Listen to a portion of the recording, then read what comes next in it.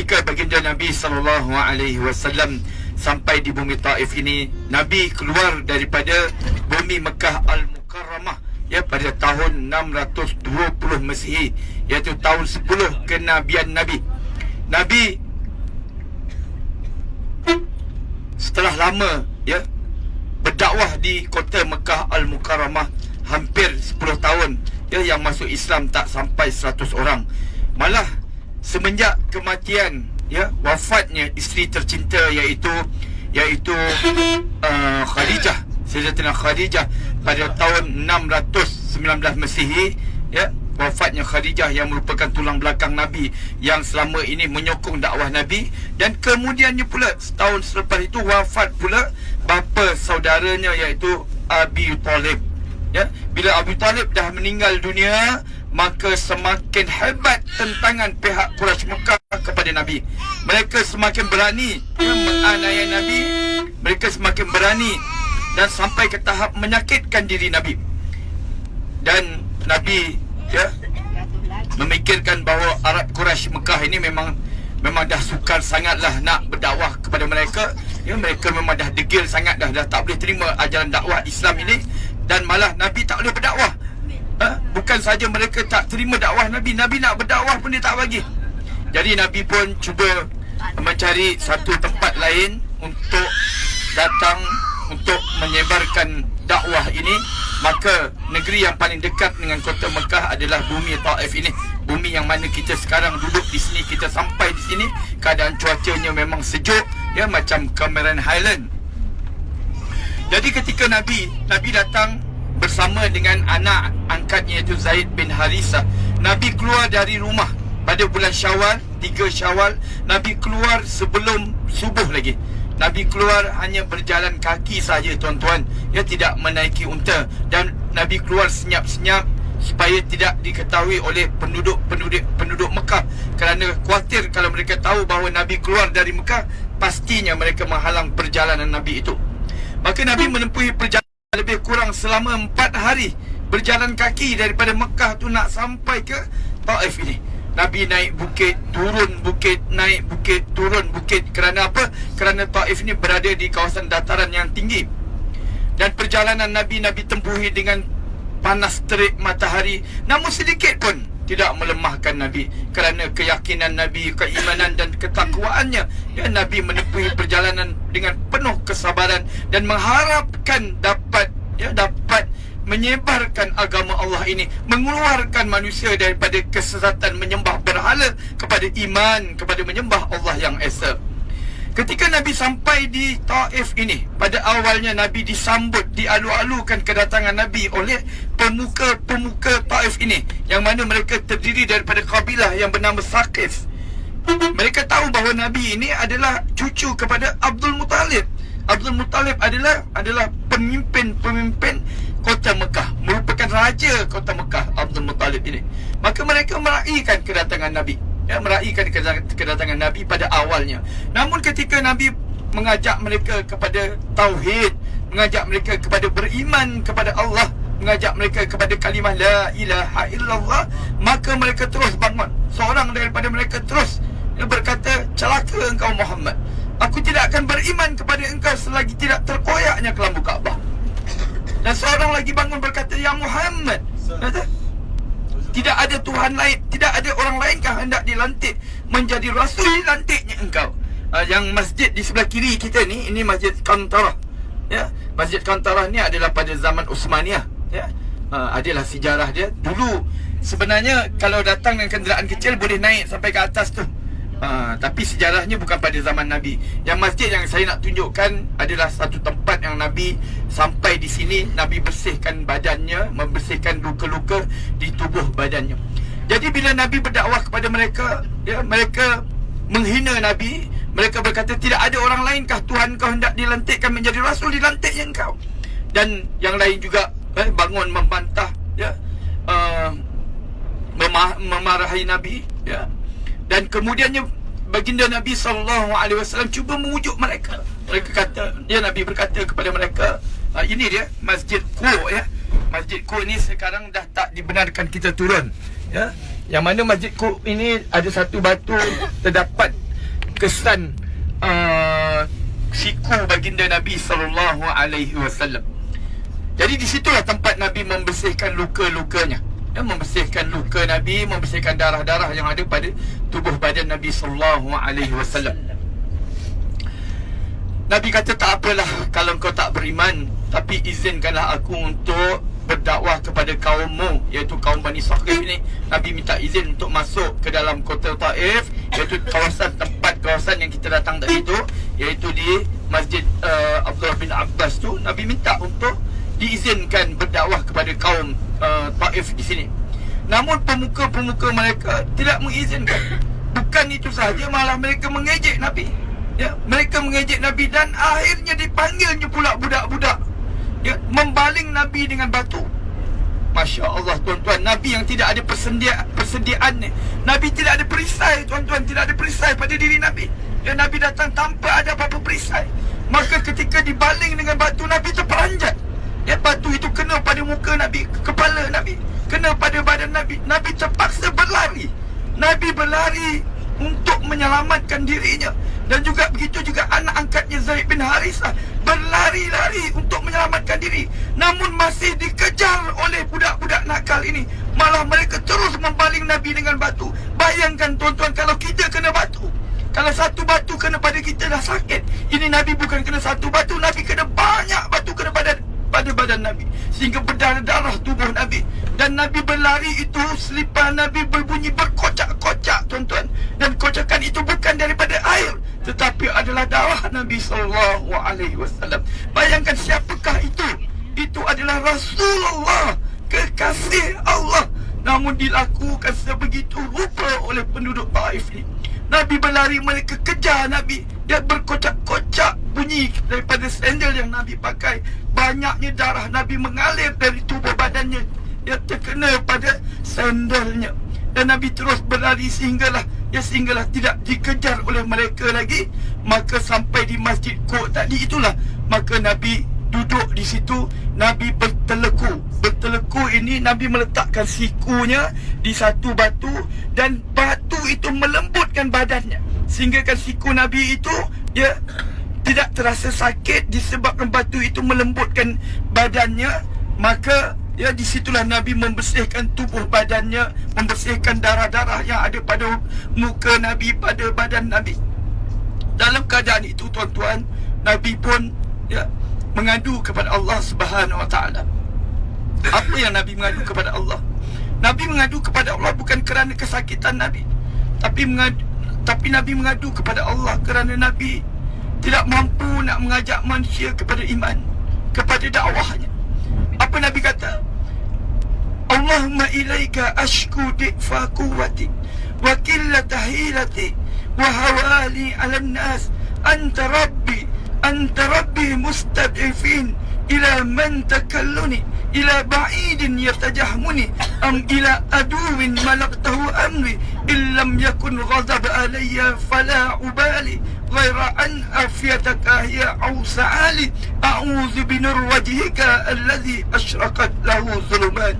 Nabi mengadu kepada Allah, Allahumma ilaika ashku di'fa quwwati, ya Allah, aku mengadu tentang kelemahan tenaga aku, wahawani ala nas, dan hinanya aku pada pandangan manusia, wakillata hilati, dan lemahnya helah aku tidak mampu nak berkata-kata, nak mengajak mereka kepada iman.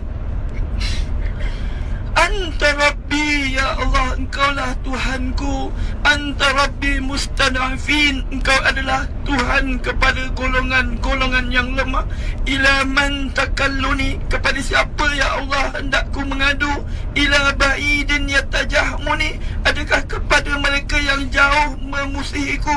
Am ila aduwin malaqtahu amri, ataupun kepada musuh-musuh yang telah kau memberikan kekuatan melebihiku?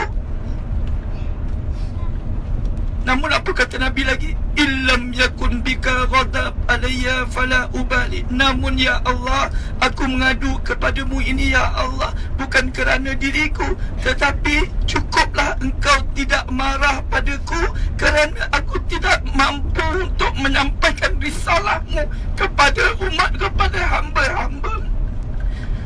Nabi salahkan dirinya, tuan-tuan. Di baling batu itu Nabi menyalahkan dirinya kerana tak mampu nak berdakwah kepada manusia, bukan kerana yang dialaminya. Dan Nabi kata, tak apa ya Allah, yang paling penting Engkau maafkan aku ya Allah. Aku berlindung dengan kebesaran-Mu ya Allah. Aku berlindung dengan cahaya wajah-Mu ya Allah, yang menerangi kegelapan dunia ini.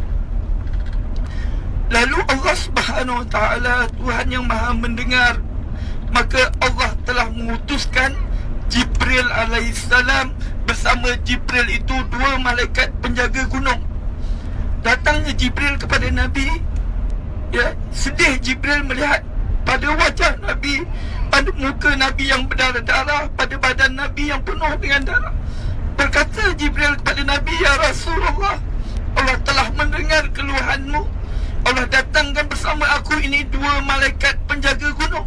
Berikanlah perintah kepadanya, nescaya dia akan mengikut perintahmu. Maka malaikat penjaga gunung ini berkata kepada Nabi, wahai Rasulullah, berikanlah perintah. Berikanlah perintah, nescaya akan kuhempapkan penduduk Taif ini dengan dua gunung. Akan ku tenggelamkan, akan hancurkan penduduk Taif ini dengan dua gunung, akan ku hempapkan kepada mereka. Namun apa kata Nabi? Apa kata Nabi, tuan-tuan? Betapa sayangnya Nabi kepada kaumnya. Nabi kata, la, jangan. La, jangan. Bal arju an yukhrijallah min aslabihim man ya'budullaha wahda la yushrik bihi syai'a. Bahkan Nabi kata apa? Janganlah, ya. Mereka ini tak tahu, innahu qaumun la ya'lamun. Mereka ini kaum yang tidak tahu. Bahkan aku berdoa, aku harapkan kepada Allah akan mengeluarkan daripada keturunan orang Taif ini yang akan menyembah Allah yang esa tanpa menyekutukan Allah Subhanahu Wa Taala. Itu yang Nabi doakan kepada kaumnya, tuan-tuan. Sayangnya Nabi kepada kita, risaunya Nabi kepada umatnya, risaunya Nabi kepada kita yang tidak dapat hidayah. Risaunya Nabi, takutnya Nabi umat-umatnya menderita kesakitan. Azizun alaihi ma'anittum, Allah sebut dalam Al-Quran, laqad ja'akum rasulun min anfusikum, telah datang kepada kamu seorang rasul daripada keturunan kamu. Azizun alaihi ma'anittum, dia ini kalau boleh segala penderitaan, segala kesakitan umatnya dia nak tanggung. Di Taif ini Nabi dibaling dengan batu, tuan-tuan. Sakitnya tubuh badan Nabi. Nabi dibaling dengan kehinaan, tuan-tuan. Nabi dikejar, tuan-tuan. Agak-agak kalau kita, apa yang kita buat balik. Tapi Nabi itu, tuan-tuan, Nabi berdoa kepada mereka. Nabi doa kepada Allah sungguh-sungguh, ya Allah, mereka adalah kaumku yang tidak tahu. Mereka tidak mengetahui, ya Allah. Tolonglah ya Allah, istijabkan doaku. Ya Allah, keluarkanlah daripada keturunan mereka nanti orang yang akan menyembahmu, ya Allah, yang tidak akan menyekutukanmu dengan sesuatu pun. Itulah Rasulullah sallallahu alaihi wasallam. Kita ini umatnya, tuan-tuan. Beruntungnya kita menjadi umat Nabi. Beruntungnya kita, tuan-tuan. Nabi dulu nak jadi umat Nabi. Nabi Musa nak jadi umat Nabi Muhammad, ya? Kerana apa? Kerana Nabi kita itu insan yang hebat. Di atas apa yang Nabi doa ini, sehingga kan Allah sendiri takjub dengan Nabi. Allah terus memuji Nabi, inilah hambaku makarimul akhlak, seorang hambaku yang mempunyai sifat-sifat yang amat terpuji. Nabi kita berbeda dengan Nabi-Nabi dulu-dulu, tuan-tuan. Nabi dulu-dulu kalau umatnya degil, tak nak terima dakwah, setelah diberikan amaran, mereka akan berdoa untuk kehancuran umat mereka. Tapi Nabi kita, tuan-tuan, Nabi berdoa kepada Allah lagi, ya. Nabi kata apa? Umatnya tak tahu, kesiankan umatnya. Sayangnya Nabi kepada kita. Dan kenapa kita tak sayangkan Nabi? Kenapa berat sangat lidah kita nak bersalawat kepada Nabi? Ketika Allah turunkan wahyu, Allah turunkan wahyu memberitahukan kepada Nabi, man salla alaika marras sallallahu bihi asyara. Sesiapa yang bersalawat kepadamu Muhammad dengan satu salawat, maka aku Allah ini, pencipta ini, akan bersalawat kepada umatmu dengan 10 salawat. Gembiranya Nabi, tuan-tuan, Nabi gembira sangat sehingga Nabi sujud begitu lama. Nabi sujud syukur begitu lama sehingga sahabat yang bersama dengan Nabi itu menangis menyangka Nabi dah wafat. Kerana lamanya Nabi sujud. Nabi sujud syukur. Syukur kerana kelebihan yang diberikan kepada umatnya oleh Allah. Oleh itu tuan-tuan, mulai hari ini tanamkan perasaan cinta kita, perasaan kasih dan sayang kita kepada Rasulullah SAW. Kalau hati kita tak rasa apa-apa, minta pada Allah, ya Allah, tanamkanlah rasa cinta aku pada Rasulullah, kerana Rasulullah cintakan aku, kerana Rasulullah sayangkan aku. Ya Allah, lembutkan hati aku agar aku dapat cintakan Rasulullah. Di Madinah tuan-tuan pernah berlaku satu peristiwa. Nabi bersama dengan sahabat-sahabatnya, tiba-tiba Nabi menangis, bergenang air matanya. Sahabat-sahabat terus bertanya, Wahai Rasulullah, kenapa engkau menitiskan air mata Rasulullah? Nabi kata apa? Nabi kata, aku rindukan umat-umatku, aku rindukan saudara-saudaraku, aku rindukan saudara-saudaraku. Bertanya sahabat, bukankah kami ini saudara-saudaramu ya Rasulullah? Nabi kata, tidak, kalian adalah sahabat-sahabatku, namun saudara-saudaraku adalah mereka yang tak pernah jumpa aku. Tak pernah jumpa aku, tapi mereka sayangkan aku, mereka selalu bersalawat kepadaku, mereka cintakan aku. Itulah umat akhir zaman kita ini tuan-tuan. Nabi dah tinggalkan kita 1440 tahun. Kita tak pernah pun kenal Nabi. Tapi Alhamdulillah, kerana dakwah Nabi, kerana dakwahnya itu, ya dakwahnya sahabat-sahabat, maka kita dapat mencintai Nabi, dapat merasai rindunya pada Nabi, dapat beramal dengan sunnah apa yang Nabi lakukan.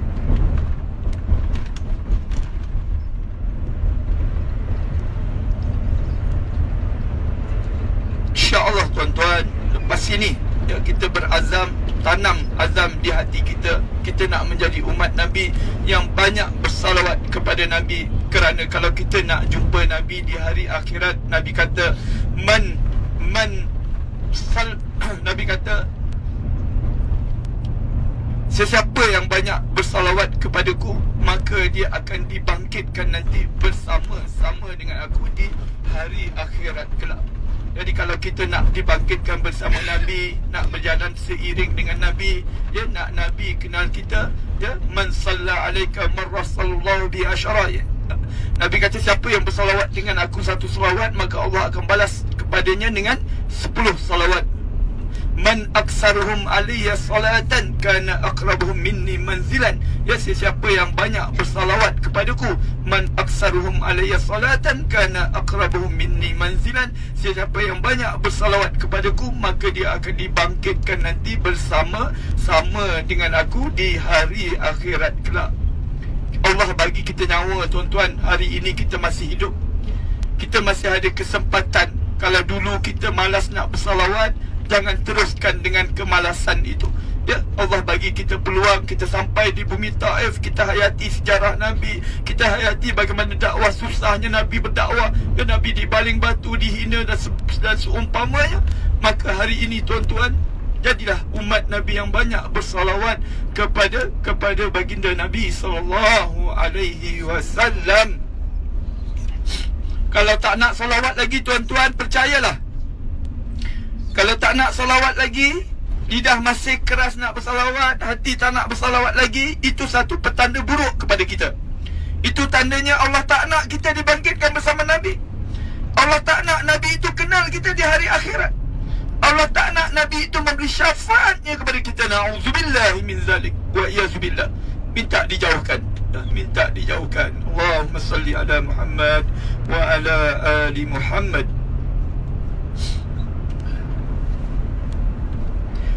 Dan selepas daripada itu, Nabi kembali ke kota Mekah Al-Mukarramah dalam keadaan sakit badannya, ya, berdarah bajunya, ya. Sampai di Mekah, Allah Subhanahu Wa Taala sesungguhnya Tuhan yang Maha Penyayang, yang Maha Mengasihani.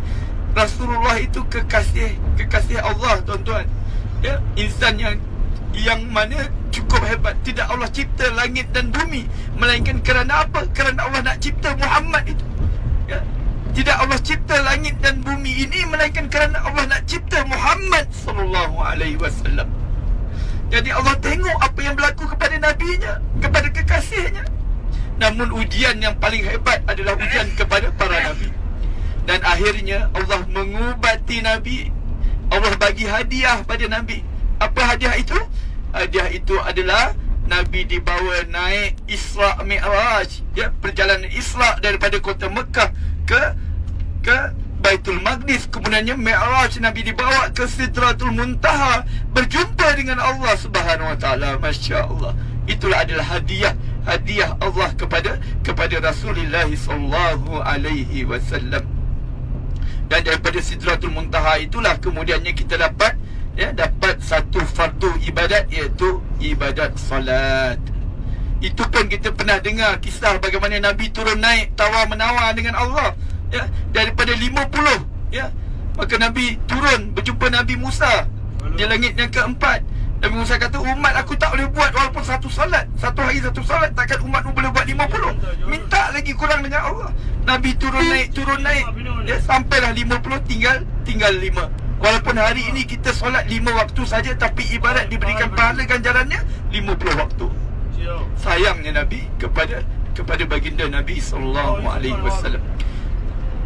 Kisah Isra Mi'raj tu, tuan-tuan, ya, saya ceritakan sedikit. Ketika Nabi sampai di Mekah, ya, Nabi terus memberitahu penduduk Mekah bahawa malam tadi aku telah dibawa ke perjalanan Isra ke Baitul Maqdis dan aku telah dibawa naik ke atas langit. Kemudiannya, ya, apabila mendengar cerita tentang Isra Mi'raj tu, ramai sahabat-sahabat ini yang dah beriman tapi murtad. Mereka kata Muhammad ini gila, tak mungkin melalui perjalanan yang begitu. Sebahagiannya murtad. Dan menjadi poin kepada pihak musyrikin Mekah untuk, bagi mereka ini adalah poin yang mana ini adalah satu pengakuan Nabi yang menunjukkan bahawa Nabi itu tak waras. Namun ketika, ya, Abu Jahal memanggil Abu Bakar, wahai Abu Bakar, datang dengar apa yang sahabat kamu nak kata ni, ya. Maka ketika Abu Bakar datang dan diberitahu tentang Rasulullah telah melakukan satu perjalanan di malam hari ke Baitul Maqdis dan kemudiannya naik ke langit, maka berkata Abu Jahal, dengar Abu Bakar apa yang dimengarutkan oleh sahabatmu ini. Dan apa kata Abu Bakar? Sesungguhnya apa sahaja yang dikatakan Muhammad itu adalah benar. Kerana itulah, ya, Abu Bakar diberikan gelaran As-Siddiq, ya, As-Siddiq, iaitu yang membenarkan. Jadi tuan-tuan, sekarang kita menuju ke destinasi yang kemudiannya, iaitu yang seterusnya iaitu ke kilang ros, ya. Kalau kita perhatikan, ya, banyak sekali pokok-pokok kaktus, ya. Jadi kita akan ke kilang ros ini. Di sini banyak benda kita boleh beli kalau nak beli, ya, minyak wanginya, dengan spray rumahnya, dengan dengan lotionnya, bermacam-macam lah, ataupun dengan bukhurnya, iaitu kalau yang suka membakar macam oud, ya, membakar macam dia, kalau tempat kita biasa orang kata bakar kemenyan, tapi ini bukan kemenyan, ini adalah bau-bauan Arab, ya, daripada kayu-kayu gaharu, tapi ini adalah daripada ros, ada juga jual di sini. Jadi insya-Allah di sini kita akan turun, jemaah boleh tengok video yang akan ditunjukkan bagaimana cara proses ros tu, dan kemudiannya kita boleh bershopping, dan lepas tu balik ke Basrah. Jangan ambil masa lama sangat, semua dah lapar. Dah lapar ke? Belum lagi? Okey, tak apa, duduk dulu di sini dalam setengah jam, kemudian kita naik bas, kita pergi makan pula nanti. Okey? Dipersilakan tuan-tuan untuk turun. Jangan terlalu lama, ya, di sini, sebab kalau lama sangat nanti kalau kita pergi restoran tu penuh pula restoran. Okey, maka di sini kita bagi setengah jam lah. Ya, sekarang jam berapa? 11? 12 lah. Ha? 11.35. Okey, dalam 12 5 minit, 12 10 minit kita ada dalam bas, insya-Allah. Okey. Ini kilang ros. Kilang ros, kilang buat ros. Adik nak. Ya. Slip adik mana slip adik? Ros ini adalah satu bunga yang mana Nabi suka ya. Dan ada satu riwayat mengatakan ros ini dia bertasbih. Ya. Warda, ros ni adalah warda dalam bahasa Arab. Warda. Cicit lebih. Jadi berita sempat banyak. Okey, silakan ya turunnya. Pegang adik. Ada teh ya, ada teh diberikan percuma, teh yang dah dibubuhkan dengan ros. Ros ni juga adalah boleh membangkitkan aura positif sebenarnya. Ya, orang yang mandi ros, ya, mandi ros ni dia boleh membesarkan aura positif kita. Dia ada cara sebenarnya mandi ros ni. Ya, kelopak-kelopak dia boleh letakkan dalam peti ais, ditangkumkan dalam satu bekas, kemudiannya buat mandi ais dengan ros sekali. Mandi ais dengan ros, dia aura tu positif.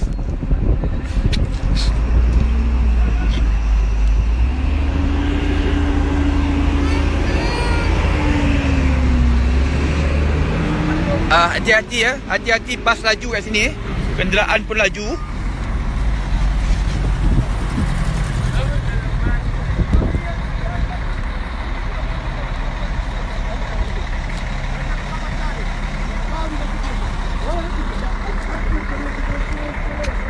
Kita orang datang hari tu bulan 1 penuh dengan ni, apa, kabut. Sejuk. Tu. Tak nampak hari tu kabut penuh.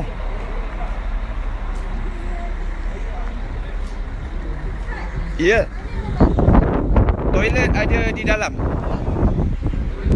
Nanti tanya dia ada toilet kat dalam.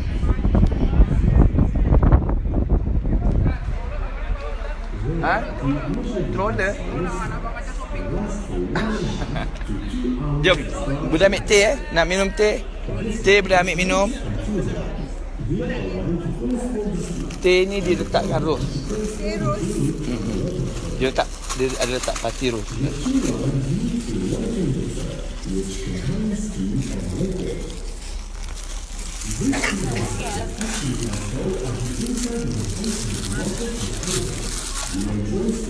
Okey, ambil sendiri boleh rasa.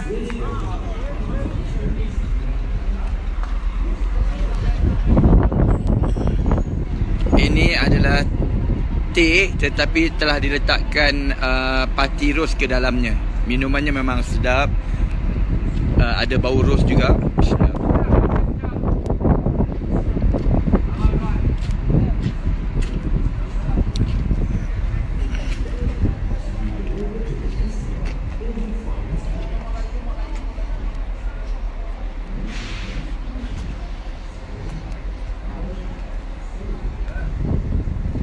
Kak Ros, jumpa kita kat sini. Apa khabar? Sihat? Tengah buat live. Bajaf. Ustaz. Alhamdulillah. Kaifa halukum? Tayyibun?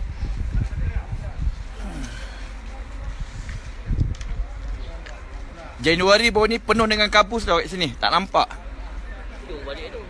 Ya.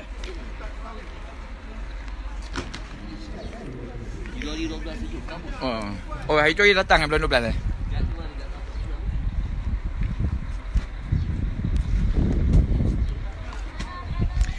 Siapa ni?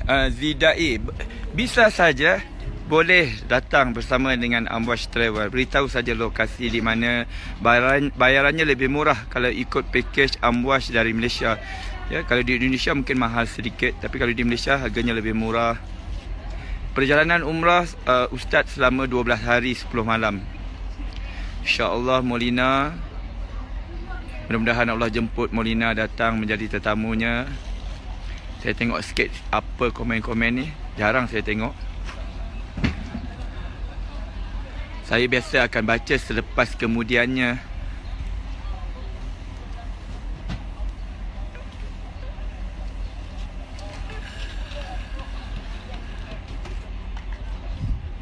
Jom. Barat Muhaimin. Okey, jom. Umi Salih Radik, insya-Allah mudah-mudahan Allah jemput datang di bulan Rejab menjadi tamu Allah. Hafizah. Amin, amin. Insya-Allah selamat daripada siksaan Allah dunia akhirat. Amin. Terima kasih Abizai. Abang Jeff. Sama-sama Sigu Khairiah. Amin. Ajiji.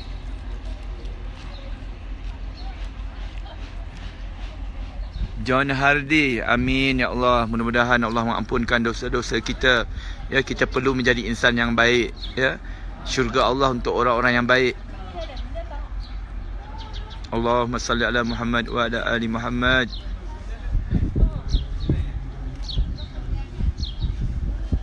Amin ya Allah, amin ya rabbal alamin. Allahumma salli ala Muhammad wa ala ali Muhammad. Nuansa, terima kasih. Muhammad Adam, insya-Allah, amin. Allah jemput nanti datang ke bumi Mekah dan bumi Taif ini. Rad Baharin, insya-Allah Allah jemput.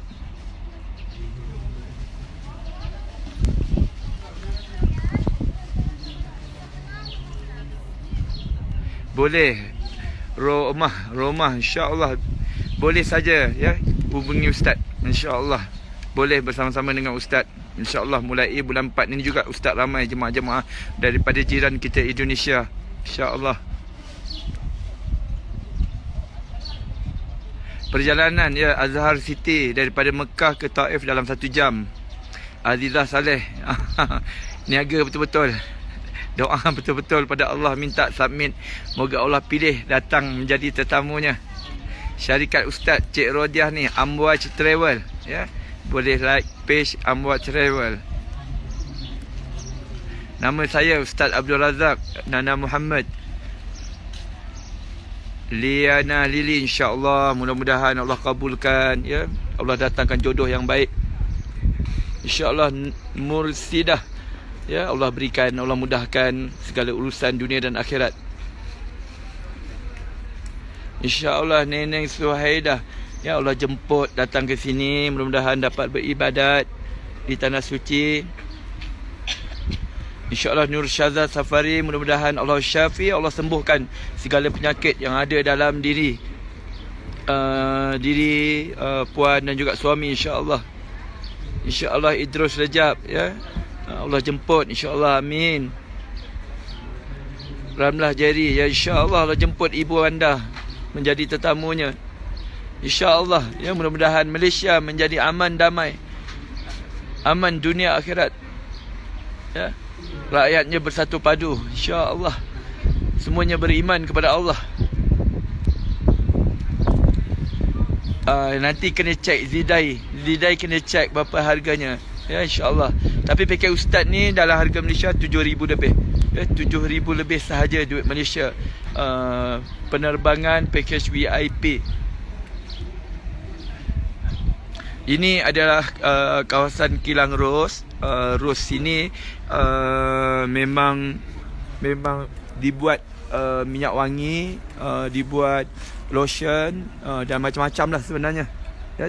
Sehinggakan Syai, Syai ni adalah teh juga diletakkan ros, ya, diletakkan ros, dan bila kita minum memang rasalah aura dia, sedapnya, harumannya. Bismillah.